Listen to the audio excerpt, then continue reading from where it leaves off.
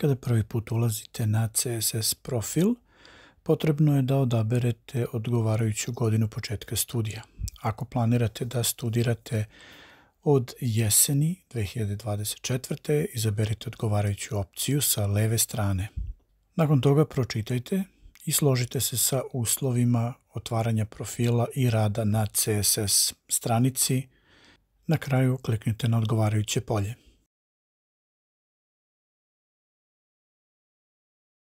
Popunjavanje CSS profila počinjete pritiskom na dugme Continue Application.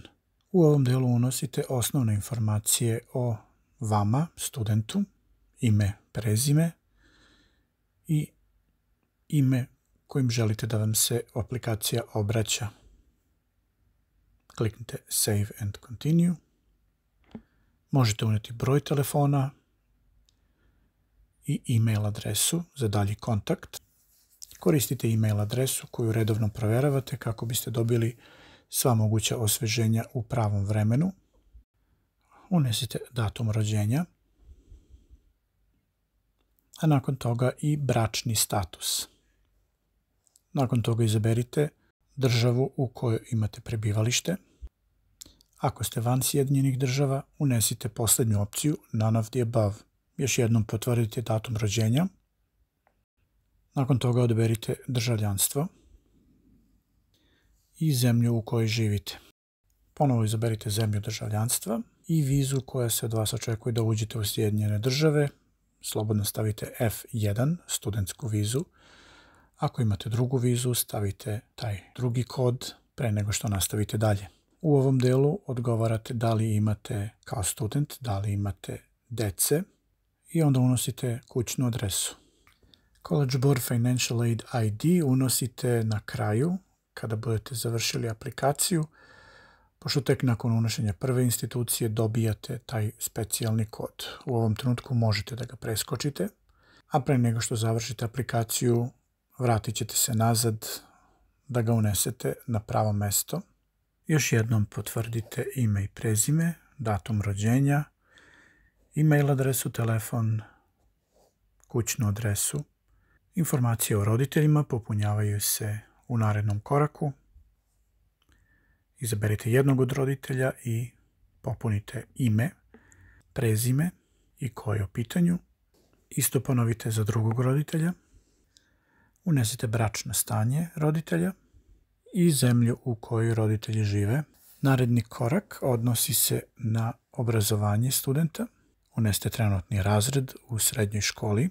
12th grade je 4. razred srednje škole. Potom unosite lokaciju srednje škole za sve lokacije van Sjedinjenih država. Unesite None of the above. Potom unesite naziv škole i ako ga sistem ne prepozna, izaberite Not listed. U narednom koraku popunjavate informacije ukoliko se školujete u privatnim školama i unosite stipendije i ostale finansijske pomoći koje ste dobili i sredstva koje su roditelji dali. Nakon toga birate barem jednu instituciju u Sjedinjenim državama kako biste nastavili proces.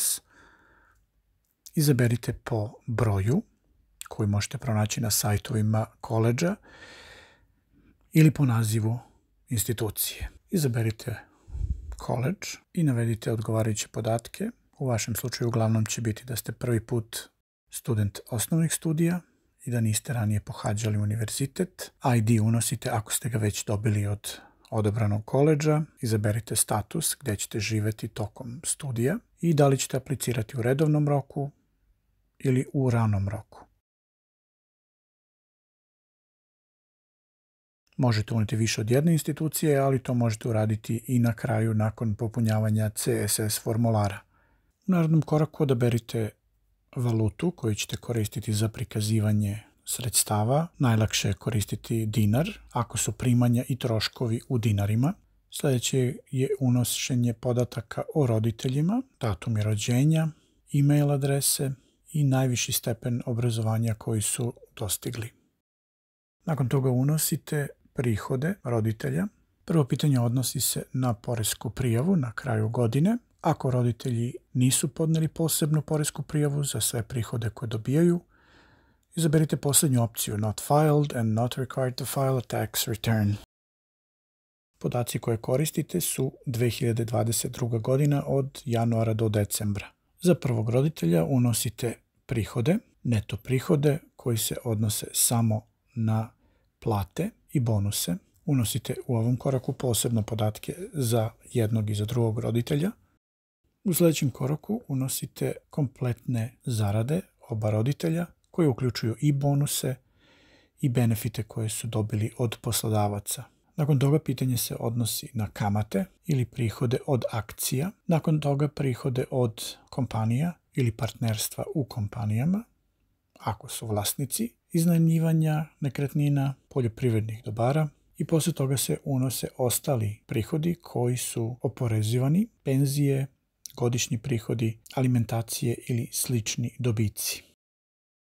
U ovom koraku unose se kompletni iznosi svih poreza koji se odnose na plate ili druge prihode, državne takse, lokalne takse i obavezni penzioni plan. Nakon broja unesite izvore poreza u skraćenom obliku pošto nema dovoljno prostora za više različitih vrsta poreza.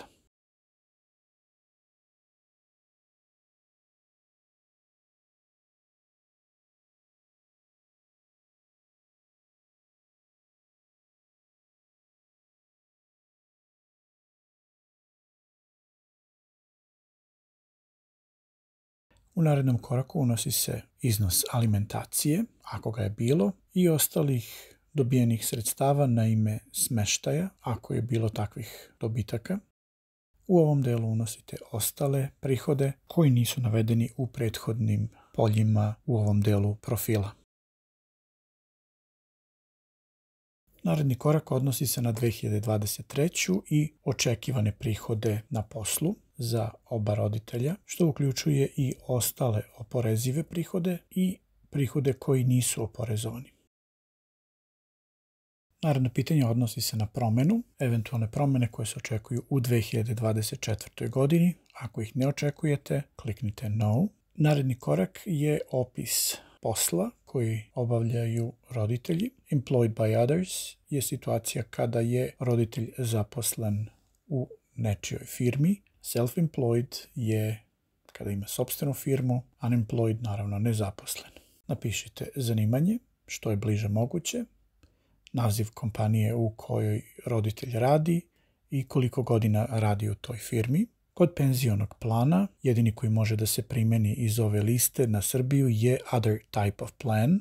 U ovom koraku, gdje treba navesti kompletnu vrednost penzionog fonda, stavite 0. Nakon toga unosite podatke za drugog roditelja. U našem primjeru ovdje stavit ćemo da je drugi roditelj vlasnik firme. Ponovo stavljate zanimanje, gdje radi i koliko godina radi u navedenoj firmi. Ponovo unosite Other Type of Plan za penziju i ponovo 0 kao vrednost kompletnog penzionog plana. Sljedeći korak je unošenje informacija o stambenom pitanju. Ako je adresa vaša i roditelja ista, kliknete Yes. Automatski će biti popunjena adresa koju ste stavili na početku. Ako imate sopstvenu kuću, stavite Own Home ili izaberite neku od drugih opcija. Live with others je opcija kada živite sa širom porodicom, babom i dedom ili drugima. Godina kupovine kuće ili dobijanja kuće se unosi i vrednost koja je tada bila aktuelna. Nakon toga unosite tržišnu vrednost po kojoj bi kuća mogla da bude prodata danas. Ako otplaćujete kuću, navedite kompletan dug, navodite ukupan dug na kuću i od mesečne otplate. Porodice koje iznajmljuju kuću unose mesečni iznos kirije. Ako imate brata ili sestru, unosite informacije o njima u Add Dependent, ime i prezime, datum rođenja. Za svakog od braće ili sestara unosite godinu u školi tokom trenutne akademske godine, kao i naredne godine. Ako brat ili sestra idu u privatnu školu, označite to na sljedećem koraku. Nakon toga unosite podatke o finansijskoj podršci za dete, odnosno za decu. Ako je bilo finansijske podrške od strane države ili bilo koga, unesite Yes. Nakon toga unosite troškove. Ako su roditelji imali više od 3% troškova od ukupnog prihoda, unosite yes i popunjavate podatke o odgovarajućim troškovima tokom 2022. na narednom koraku. Potom unosite iznos računa, godišnji iznos za troškove vode, struje, grejanja, hrane za sve članove domaćinstva, odeću i ostale troškove koji nisu navedeni, hemikalije, sredstva za ličnu higijenu. Nakon toga unosite troškove transporta do posla za roditelje i ostale troškove koji nisu navedeni ranije. Sljedeći korak je unošenje stvari koje roditelji imaju. U prvom koraku navodi se trenutni iznos u štednji, na računima i u kešu koje roditelji imaju. Nakon toga slijede pitanja o investicijama, drugim kućama, vikendicama ili imanju, kompaniji ili preduzeću koje imaju ili poljoprivrednom gazdinstvu. Sljedeće pitanje je vezano za vlasništvo nad nekretninama ili drugoj imovini u ime dece. I nakon toga unosite podatke o firmi koju roditelji imaju, naziv, trenutnu tržišnu vrednost i trenutna dugovanja ukoliko su na ime firme uzeti krediti. Unesite adresu na kojoj se nalazi firma, vrstu posla koji firma obavlja, unesite strukturu vlasništva, a zatim i datum kada je firma napravljena i odgovorite da li drugi članovi porodice imaju vlasništvo u firmi. Poresku prijavu značite kao other ako niste u Americi i nakon toga unesite ukupne prihode za firmu tokom 2022. kao i ukupne troškove u istoj godini. Sljedeće pitanje odnosi se na to da li neko drugi iz porodice prima platu iz te iste firme i obezbedite dodatne informacije ako ih ima. Naredni korak prijave je podnošenje informacija o zaradama studenta. Ako nije bilo zarade, označite da niste u obavezi da podnesete prijavu i nakon toga unosite zaradu od posla tokom 2022. ako ste ga obavljali, ako niste stavite nulu i u svim delovima gdje niste imali zarade stavljate nulu. U sljedećem koraku unosite očekivane prihode tokom 2024. i 2025. Sljedeće pitanje se odnosi na to koliko student očekuje da će dobiti sredstava od roditelja za školovanje naredne godine. Nakon toga iznose stipendija koje može dobiti od države ili drugih institucija, ali ne i od samog koledža na koji se prijavljuje, kao i od firmi, odnosno poslodavaca u okviru određenih benefita. Na kraju se unose sredstva koje se mogu očekivati od rodbine ili prijatelja za plaćanje koledža naredne godine. Sljedeće pitanje se odnosi na državu, da li ćete dobiti sredstva od sopstvene države za školovanje i nakon toga pitanje o određenim agencijama ili fondacijama, odgovorite sa da ili ne i da li ćete dobiti benefite na školarinu. Sljedeće pitanje se odnosi na plaćanje transporta do Sjedinjenih Država. Nakon toga unosite informacije o sopstvenom vlasništvu, ako imate investicije ili određene fondove iz kojih dobijate novac i koliko imate trenutno u kešu, na računima i u štednji, kao i penzioni plan.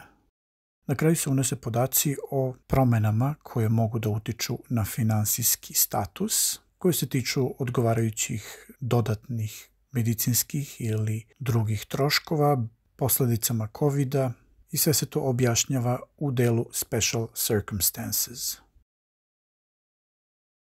Pre nego što pošaljete aplikaciju, imate šansu da se još jednom vratite i provjerite da li je sve popunjeno kako treba u svih 16 sekcija